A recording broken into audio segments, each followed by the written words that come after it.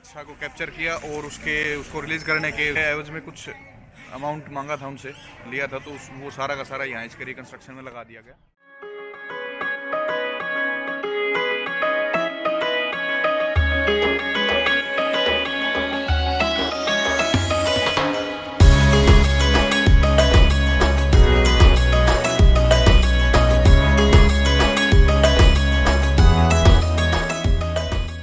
Hello, नमस्ते, आदाब, सत श्री अकाल, राम राम।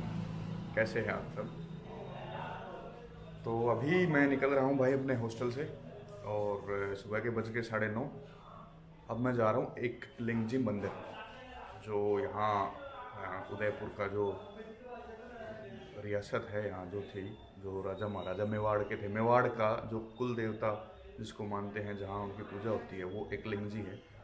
उसका भी कुछ इतिहास है और मंदिर भी काफ़ी पुराना है, वो बहुत पुराना है, मतलब 1000-1000 साल के आसपास पुराना है, उससे ज़्यादा ही मेरे ख्याल से। तो बाकी जो डिटेल्स में, तो सारी चीज़ें डिटेल में तो मैं आपको वहाँ पहुँच के बताऊँगा।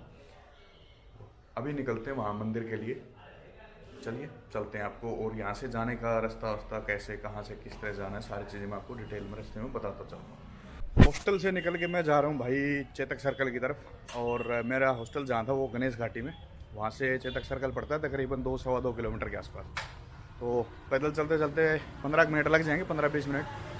और वहाँ से फिर बसें चलती हैं, जो राजस्थान की रोडवेज बसेज हैं, वो वहाँ से आपको मिल जाएंगी एक लिंगजी के लिए, जो नाथद्वारा की तरफ जाती है। नाथद्वारा वाली बस में आप बैठोगे तो उनसे आप पूछ के बैठ सकते हो कि भाई एक लिंगजी होके जाएगी, हल्दी घाटी होके जाएगी, क्योंकि 2 रास्ते हैं, तो थोड़ा सा वो आपको ध्यान रखना पड़ेगा।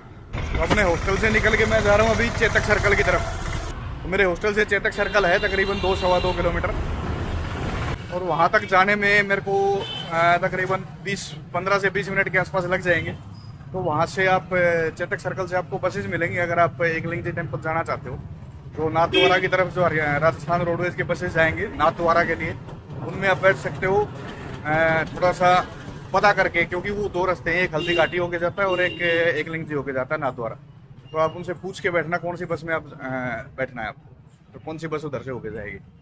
चलिए अभी पहुंचते हैं वहाँ, फिर आगे की बात है सारी वहाँ पहुँच के बताऊँ। ये सामने आप देख रहे हो चेतक सर्कल है, ये जो बीच में दिख रहा है, यहाँ चेतक का वो मूर्ति लगी हुई है। और यहाँ से नाथद्वारा वाले रास्ते पे जब आप आओगे, जिस तरफ हम खाना खाने आते थे वहाँ से चेतक के मुँह की तरफ, तो वो थोड़ा सा आगे चलते ये एक बस स्टॉप है, और यहाँ से आपको बस मिल जाएगी एक लिंगजी टेम्पल की, जो अभी किसी भाई ने बताया था मेरे को, ये जो ट्रैवलर वाले भाई इन्होंने बताया था कि 10:35 पे आएगी, और अभी 10:18 हो गए हैं, तो ये 15-17 मिनट बाकी है। तो ठीक है, उसी में चलेंगे फिर। वो डायरेक्ट अंदर तक जाती है, और ये लोग वैसे तो ये ट्रैवलर भी जा रही है, बट ये हाईवे तक ही जाएगी, अंदर तक नहीं जाएगी। तो उसी में चलेंगे 15 मिनट के बाद। तो ये है जी एक लिंगजी मंदिर, और उदयपुर से यहाँ तक राजस्थान रोडवेज की बस ने लिए 25 रुपये, और टाइम लगा है तकरीबन 20-22-25 मिनट, इतना ही लगा है, ज़्यादा नहीं लगा। तो टाइम के हिसाब से देख लेना भाई, अगर कोई आ रहा है तो सुबह 4 से 6 बजे तक मंदिर खुलता है, फिर 10:30 से 1:30 बजे तक खुलता है, और फिर शाम को 5:30 से रात को मेरे ख्याल से 8-9 बजे तक खुला रहता है। तो सुबह 5:30 बजे भी अगर आप आते हैं तो आपको ज़्यादा टेंशन लेने की जरूरत नहीं है, यहाँ पे पूरी मार्केट अवेलेबल है। आप यहाँ मंदिर में दर्शन करके माथा टेक के, उसके बाद अगर आपको ये है कि भूख लगी है तो खाना वाना खा सकते हो, चाय वाय का पूरा इंतजाम है। बहुत अच्छी मार्केट है, बहुत सारे रेस्टोरेंट्स, होटल वगैरह हैं यहाँ पे, सब कुछ मिलेगा आपको यहाँ। तो चलिए अभी मैं ठीक ठाक टाइम पे पहुँच गया, अभी आधा घंटा हुआ है मंदिर को खुले हुए, और धूप भी निकलनी शुरू होगी। चलिए अभी चलते हैं मंदिर के अंदर, देखते हैं, अगर कैमरा अलाउड होगा तो मैं अंदर कुछ दिखाऊंगा आपको, नहीं तो बस ये सामने ये है जी, इतिहास ही बता सकता हूँ, और तो कुछ नहीं है। चलिए चलते हैं।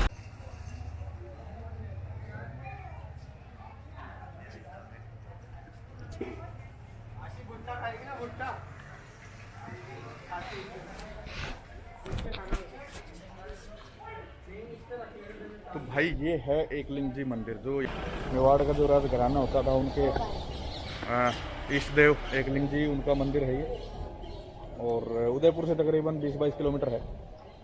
तो इसका ओरिजिनली तो ये भाई बनाया गया था, बप्पा रावल ने इसको बनाया था जब उनको यहाँ कुछ एक शिवलिंग मिला था, जिसको निकालते हुए थोड़ा सा वो खंडित भी हो गया था। तो ओरिजिनल जो शिवलिंग था वो अभी प्रेजेंट नहीं है इसमें, क्योंकि जो बाहर से वो थे आक्रांत, जो विदेशी आक्रांता, जो क्या बोलते हैं यार उनको, अटैकर्स थे, हाँ इन्वेडर्स थे, उन्होंने इसको डिस्ट्रॉय कर दिया था। तो वैसे ओरिजिनली 8th सेंचुरी में इसको बनाया गया था, बप्पा रावल ने बनाया था इसको, और उसके बाद फिर 14th सेंचुरी में रिकन्स्ट्रक्ट किया गया, फिर 16th सेंचुरी में इसको रिकन्स्ट्रक्ट किया गया, और अभी जो फिलहाल इसमें जो शिवलिंग रखा है, अरे माता चलो वो ये देखो यार, ये गौ माता कैमरा खाने की कोशिश कर रही है मेरा। चलो जी माता रानी चलो बढ़ो आगे।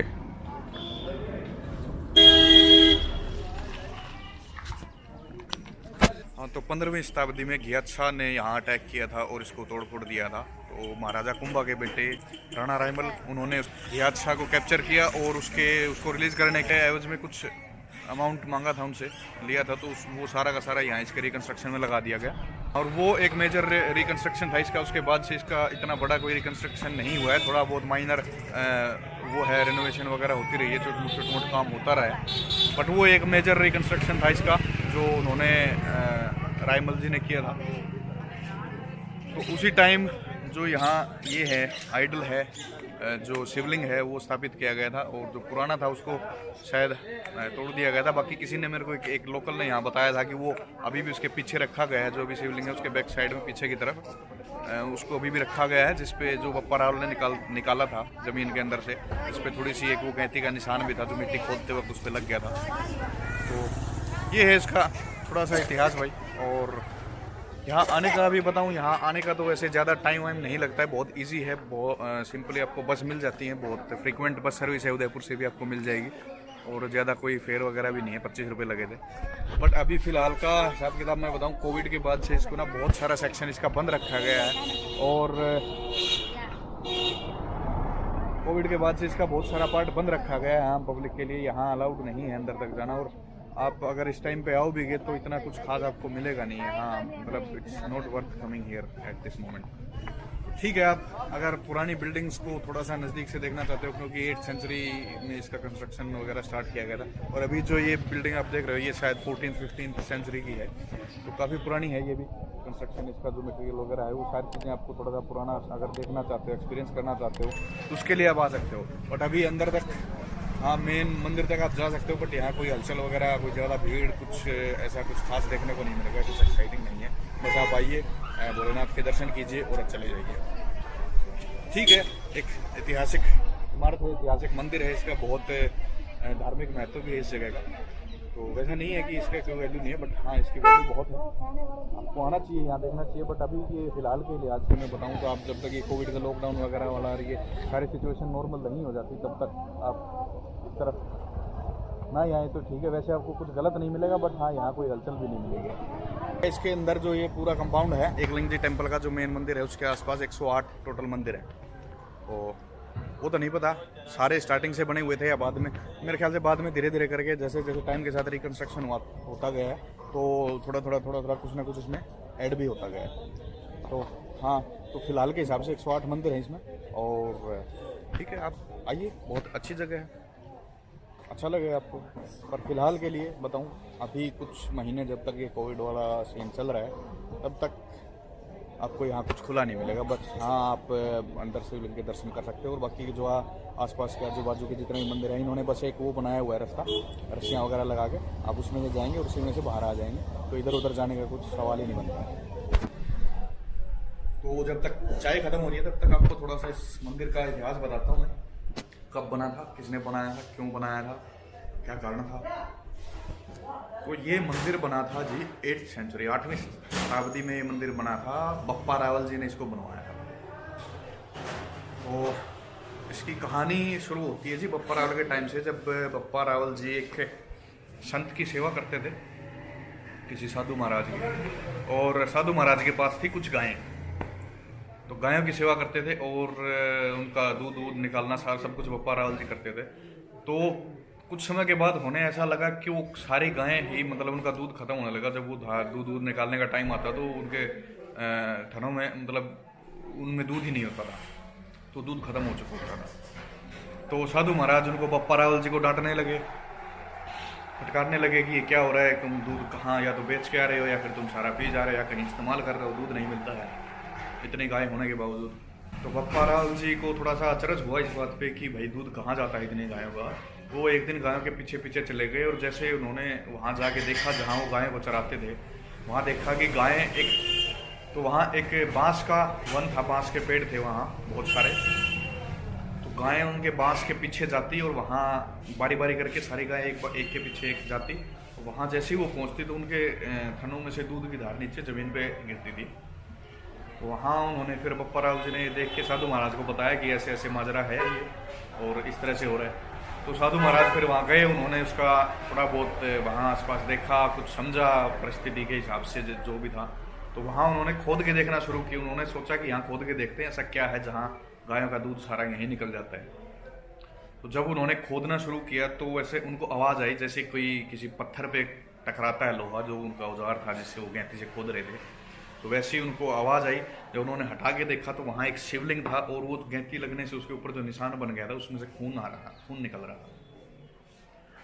तो उसको फिर शिवलिंग को वहाँ से निकाल के वहाँ स्थापित किया गया। उन्होंने वहाँ मंदिर बनाया उसका, और वो मंदिर स्थापित करने के बाद साधु महाराज का जब अंत समय आया तो उन्होंने बप्पा रावल जी को बोला कि मेरा अंत समय आ गया है और कल तुम्हें इस समय मेरे पास पहुँचना है, अन्यथा मैं चला जाऊँगा, मैं तुम्हें कुछ देना चाहता हूँ।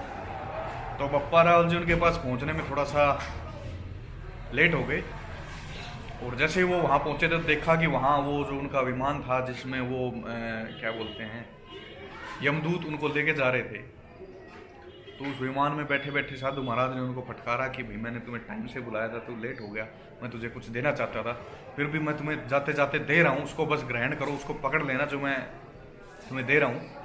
तो ऐसे जैसे क्रिकेट में बॉल कैच करते हैं वैसे ऊपर से आती हुई बॉल को वैसे उन्होंने किया, और कि मैं तुम्हें कुछ दे रहा हूँ, उसको ग्रहण करना, उसको पकड़ लेना, गिरने मत देना। तो उन्होंने साधु महाराज ने थूक दिया, उनके वो थूक की जो पीक थी वो उनकी तरफ गई और उन्होंने बप्पा रावल जी ने ऐसे हाथ हटा दिए कि ये क्या दे दिए, ये क्या कर दिया इन्होंने। तो वो समझ नहीं पाए उस चीज़ को। तो जैसे ही वो नीचे गिरा तो उनके बप्पा रावल जी के पैर पे गिरा वो, तो फटकारा। फिर साधु महाराज ने उनको दोबारा फिर फटकारा कि मैं जाते जाते मैं तुझे कुछ दे रहा था, एक तो तू लेट आया है, ऊपर से मैं तुझे कुछ दे रहा था वो भी तूने ग्रहण नहीं किया। पर फिर भी जितना अंश तेरे पैर पे गिरा है उसका फल तुझे कुछ मिलेगा।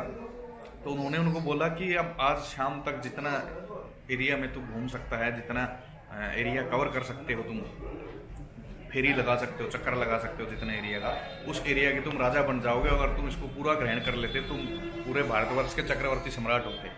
तो उन्होंने शाम तक जितना एरिया कवर किया उसको मेवाड़ बोलते थे, वो मेवाड़ का जो एरिया था बप्पा रावल जी ने वहाँ कवर किया था और फिर ये मंदिर बनवाया था। तो ये इसका मंदिर का इतिहास है। उसके बाद इस पर काफ़ी सारे अटैक्स हुए, बाहर के जो विदेशी वो थे इन्वेडर्स थे, उन्होंने इसको तोड़ा फोड़ा। फिर यहाँ के जो रूलर थे उन्होंने उनको यहाँ से मार पीट के भगा के फिर इस मंदिर को दोबारा कंस्ट्रक्ट किया। 2-3 बार ऐसा ही हुआ। तो अभी लास्ट जो है ये 14th सेंचुरी 15th सेंचुरी के बीच में ये जो अभी का जो मूल आप ये देख रहे हो जो स्ट्रक्चर है ये उस टाइम का बना हुआ है, और ये शिवलिंग भी उसी टाइम यहाँ पे स्थापित किया गया था। तो ठीक है, काफ़ी सारी डिटेल होगी इसके बारे में, मंदिर के बारे में। मेरी चाय भी ऑलमोस्ट खत्म होने वाली है, तो चलिए अब निकलते हैं। यहाँ बस का तो अभी मैंने चाय वाले भाई से पूछा था, ये कह रहे थे कि भाई बस थोड़ा सा टाइम से आती है, मतलब इतनी फ्रीक्वेंट सर्विस यहाँ से उस तरफ जाने की नहीं है। वहाँ से तो क्योंकि नाथवाड़ा की तरफ जाती हैं बसें काफ़ी, बट उस तरफ से आने की इतनी फ्रीक्वेंट सर्विस नहीं है। तो यहाँ से कोई ये ऑटो रिक्शा वगैरह या फिर मुझे हिचहाइक करके ही जाना पड़ेगा अगर टाइम से पहुँचना है तो ठीक है, चाय ख़त्म करते हैं और निकलते हैं। Let's go. तो ये वीडियो हो गई है काफ़ी लंबी, इस वीडियो को करते हैं यहीं ख़त्म। ये था एकलिंग जी मंदिर। यहाँ एकलिंग जी नाम से भगवान भोलेनाथ की पूजा होती है, यहाँ उनका शिवलिंग है। तो ठीक है, इस वीडियो को करते हैं यहीं ख़त्म। मिलता हूँ आप लोगों से अगले वीडियो में। वीडियो अगर अच्छी लगी हो तो लाइक करना, कुछ अच्छा या बुरा लगा हो, कुछ करेक्शंस करनी हो, क्योंकि जो मैंने आपको इतनी डिटेल दी है, इतना लंबा चौड़ा मैंने अभी बताया आपको इसका इतिहास मंदिर का, उसमें हो सकता है कुछ गलत भी हो। तो कुछ गलत है तो मुझे प्लीज़ करेक्ट करें उसमें, क्योंकि मैं भी चाहता हूँ कि मुझे जो बातें पता है, अगर उनमें कुछ गलत है तो मैं भी चाहूँगा कि उन्हें सही किया जाए, क्योंकि मेरा भी ज्ञान गलत नहीं होना चाहिए भाई। मैं किसी को अगर कुछ बता रहा हूँ उसमें अगर कुछ गलत है तो वो गलत ही चीज़ें आगे फैलती जाएंगी। तो प्लीज़ इसको करेक्ट करें, अगर कुछ गलत है तो कमेंट में बताएं मुझे। और गिव अवेज का ध्यान रखें, अभी जैसे 1000 हमारे सब्सक्राइबर्स हो जाएंगे तो एक रैंडम सब्सक्राइबर को 1000 रुपीज़ ट्रांसफ़र करने वाला हूँ मैं। और गिव अवेज में पार्टिसिपेट करने के लिए आप चैनल को सब्सक्राइब करें, क्योंकि गिव अवे एक रैंडम सब्सक्राइबर को ही होने वाला है। तो चैनल को मेक श्योर कि आपने चैनल को सब्सक्राइब किया हो, और आगे की वीडियोस देखने और इंस्टेंट नोटिफिकेशंस के लिए बेल आइकन को प्रेस करें ताकि आप कोई भी वीडियो मिस ना कर पाएँ।